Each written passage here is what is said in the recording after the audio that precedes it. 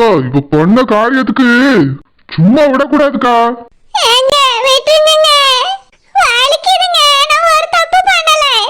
ஒரு தப்பும் பண்ணலையா?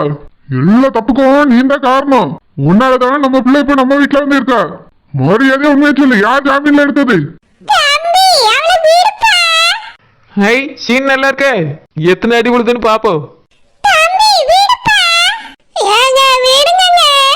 விடுறதா உனக்கு கொன்னாலே எனக்கு ஆத்திரம் அடங்காது. என்னத்தே? ஆமாத்தே, கண்ணு இருக்குல்ல, பார்க்கதான் செய்வேன். பார்க்க கூடாதுன்னு ஒரு கட்டளை எடுங்க, நான் கண்ணை மூடிக்கிறேன் தே. ஏன்னா உங்க வார்த்தையை மதிக்கிற மருமகனா.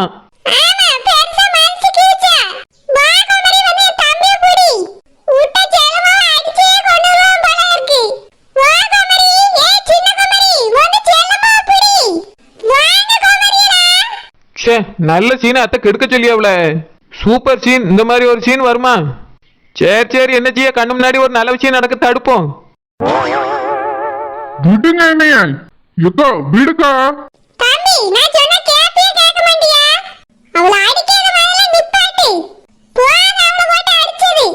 எக்கா இவ சின்ன வேலையாக்கா பார்த்து வச்சிருக்கா.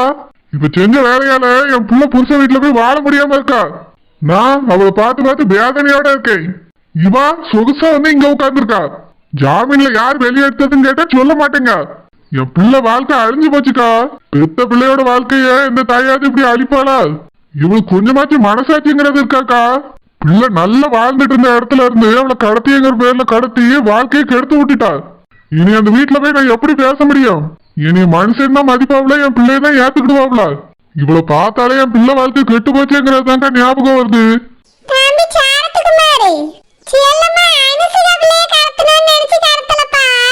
நீ சும்மா இருக்கா, இவளுக்கு சப்போர்ட் பண்ணாத.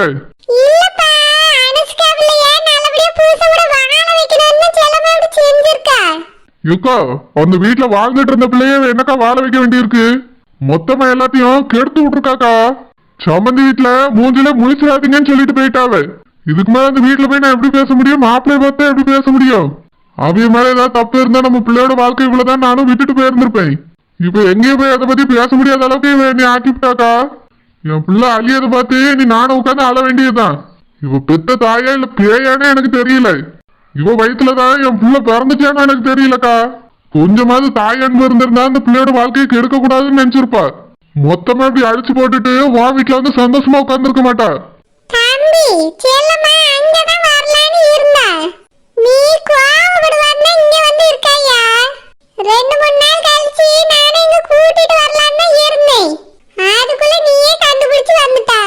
இவ்வளவு நான் ஏத்துக்கிடுவேன் நீங்க நினைச்சியோ?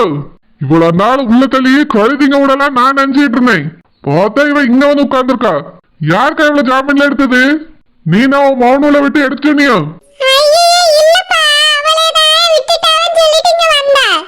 அது எப்படி விடுவாவ? நான் கம்ப்ளைண்ட் கொடுத்துருக்கும் போது என்கிட்ட கேட்காம எப்படிக்கா விடுவாவ? சொல்லுமா, உண்மையா சொல்ல போறியா இல்ல இன்னும் நாள் வாங்க போறியா? அப்போ மரியாதையா உண்மையா சொல்லு, யார் ஜாமீன்ல எடுத்தது?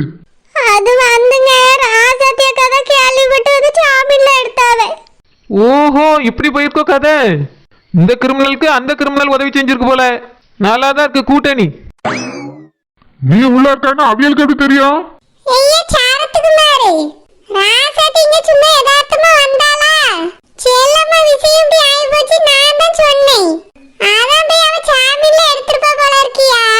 ஏக்கா நீ ஜாமீன்ல எடுன்னு சொன்னியோ? என்னமோ நடக்குதானே, என்ன நடக்குதுன்னு தெரியல. எனக்கு எதிராதான் எல்லாரும் சதி பண்ணிட்டு இருக்கிய.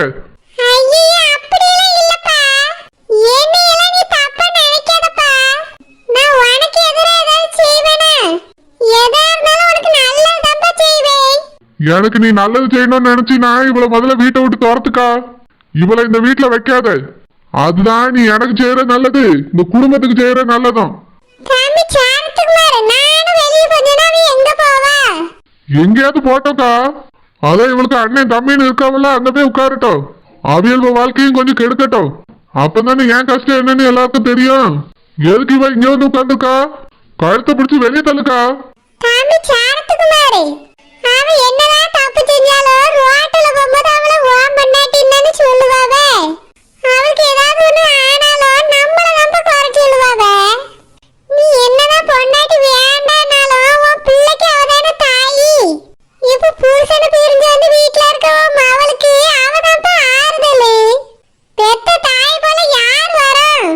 ஏக்கா இவள நீ தாயின்னு சொல்ற பத்தியா அதாக்கா என்னால தாங்க முடியல. இவ தாயே கிடையாது, சரியான பேய். அப்படிலாம் சொல்லாதப்பா.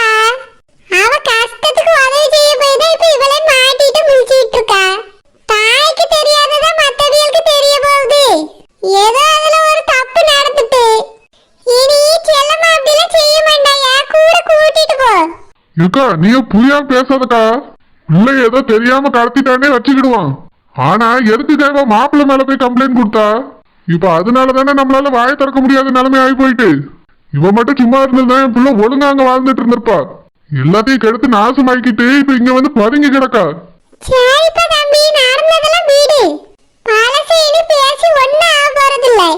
இனி நடக்கிறத மட்டும் பாரு, அவளை கூட்டிட்டு போப்பா. இதுக்கு மேல இவளை நான் என் வீட்டுக்கு கூட்டிட்டு போக மாட்டேக்கா. என் பிள்ளைய இவளை கூட்டிட்டு வாங்கன்னு தான் சொன்னான். ஆனா எனக்கு இவளை கூட்டிட்டு போக இஷ்டமே கிடையாது. இவ அங்க வந்தா எப்ப என்ன பண்ணுவாளோன்னு திக்கு திக்குன்னு தான் எனக்கு இருக்கும். அதனால இவ அங்க வராம இருக்கதே நல்லது. உன் வீட்லயே வச்சுக்கிடாதக்கா, வெளியே அடிச்சு பார்த்து. இதெல்லாம் விஷப்பூச்சி வீட்லயே வச்சுக்கிட கூடாது.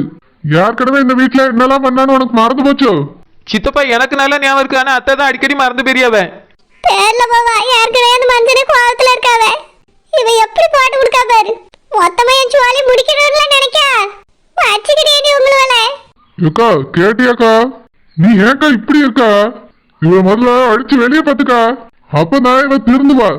என்ன தப்பு செஞ்சாலும் நம்மள ஏத்துக்கிற ஆள் இருக்குங்கிற திமிர்ல தான் எல்லா தப்பையும் இவ செஞ்சிட்டு இருக்கா. இவ திருந்துறதுக்கு இதுதாக்கா ஒரே வழி. தயவு செஞ்சு இவளை வீட்டுல இருந்து பத்தி விடு. தம்பி, நீ வேணா அவளை வீட்டுக்கு கூட்டிட்டு போப்பா. மூஞ்சில அடிச்ச மாதிரி வீட்டை விட்டு வெளியே போய் யாரையும் சொல்ல முடியுமா? என்னதான் இருந்தாலும் உனக்கு பொண்டாட்டி. இன்னைக்கு கோவப்பட்டாலும் நாளைக்கு எப்படி இருந்தாலும் சேர்ந்து வாழ தானே போறியே. இவ கூட சேர்ந்து வாழ்றதா? இவ முகத்திலே முழிக்க எனக்கு விருப்பம் இல்லக்கா. ஏங்க, தெரியாம ஒரு தப்பு பண்ணிட்டேங்க. பிள்ளை வாழ்க்கை நல்லா இருக்கணும்னு நினைச்சுதான் இந்த தப்பு செஞ்சேன். பிள்ளை வாழ்க்கை நல்லா இருக்கணும்னு செஞ்சியா? அவ வாழ்க்கை இப்போ நாசமா போச்சு. அதுக்கு காரணம் நீதான். மன்னிச்சிருங்க, இனி எந்த தப்பு செய்ய மாட்டேன்.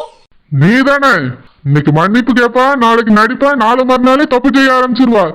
உன்னைய மன்னிச்சு எனக்கு தான் அசிங்கமா இருக்கு. ஒரு நாள் ஒரு காலத்துல நீ திருந்திக்கிட மாட்டா. யாரும் வீட்டுல சேர்த்துக்கிடாம தங்குறதுக்கு இடம் இல்லாம தெருவில் நின்னாதான் உனக்குள்ள புத்தி வரும். நீ என்ன திருந்த வேண்டியது நிறைய இருக்கு. ஏங்க, போய மூடு. ஏக்கா இவ்வளவு வெளியே முதல்ல அடிச்சு துரத்துக்கா. இவ்வளவு கூட வச்சிருக்கிறது விஷப்பாம்ப கூட வச்சிருக்கிறதுக்கு சமம். எப்ப கொத்துமோ எப்ப கடிக்குமோன்னு பயந்துகிட்டே இருக்க வேண்டியதான். அடிச்சு முதல்ல வெளியே துரத்து. தம்பி பாவையா, எங்க போவா? நான் சொல்றது உனக்கு இப்போ புரியாதுக்கா, பட்டாதான் புரியும். இவ்வளவு பத்தி எனக்கு நல்லா தெரியும். இன்னைக்கு நடிச்சிட்டு இருப்பா, நாளைக்கு ஏதாவது கிரிமினலா யோசிப்பா.